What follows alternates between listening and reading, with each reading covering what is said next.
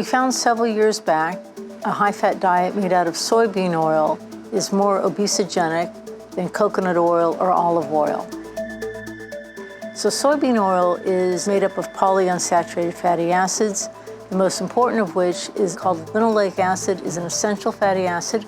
Every animal on earth needs to get linoleic acid. What does essential fatty acid mean? It means that we need to have some amount of linoleic acid in our diet because we cannot make it ourselves. It's required for proper brain function, cardiac function and all. But the amount that is needed is very small. Now what's happening is that we are consuming such high amounts of this essential fatty acid. Our body still considers it to be essential, so it's going to hold on to it. It's like sugar. Okay, we need some sugar, our body will make sugar, right? But we also know that too much sugar is not good for us.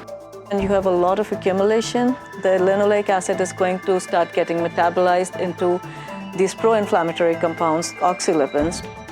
When the linoleic acid is converted into oxylipins, that correlates with obesity, it correlates with fatty liver disease, it correlates with damage to the liver and potentially diabetes.